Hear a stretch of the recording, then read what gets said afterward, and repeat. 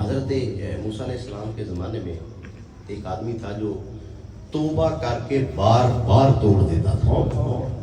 اللہ تعالیٰ نے حضرت موسیٰ علیہ السلام کی طرف وحی بھیجی کہ اس کو کہہ دیں کہ اب توبہ نہ توڑے, نہیں تو میں اس سے ناراض ہو جاؤں گا اور اسے سخت عذاب دوں گا. پیغام سنا, کچھ دن باز رہا, پھر توبہ توڑ دی, پھر نافرمانی پر اتر آیا. اللہ تعالیٰ نے پھر حضرت موسیٰ علیہ السلام کو وحی بھیجی کہ اللہ فرما رہا ہے کہ اے میرے بندے, تیری نافرمانیوں کی وجہ سے میں تجھ سے سخت ناراض ہوں. موسیٰ علیہ السلام نے اسے پیغام کیا کہ تمہاری نافرمانیوں کی وجہ سے اللہ تم سے ناراض ہے.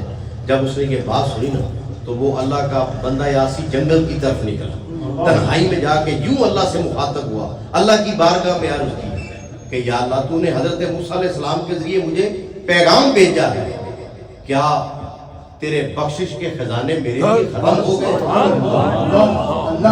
کیا میرا کوئی گناہ تیرے عفو و کرم سے بھی زیادہ بڑا؟ یا اللہ اگر تیرے بندے تیرے در سے نا امید ہو جائیں تو پھر بتا کس در پر جائیں؟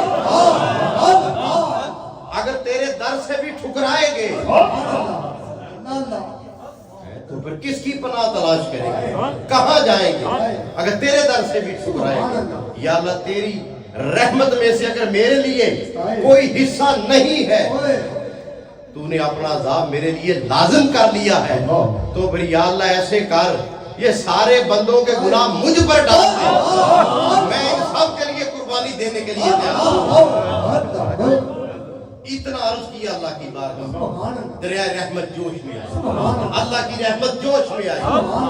حضرت موسیٰ علیہ السلام کے ذریعے اللہ نے پھر پیغام بھیجا, فرمایا میرے گناہگار بندے, تو میری رحمت سے نا امید نہیں, تو میری رحمت کاملہ اور معاف کرنے والی صفت کا اعتراف کرتا ہے.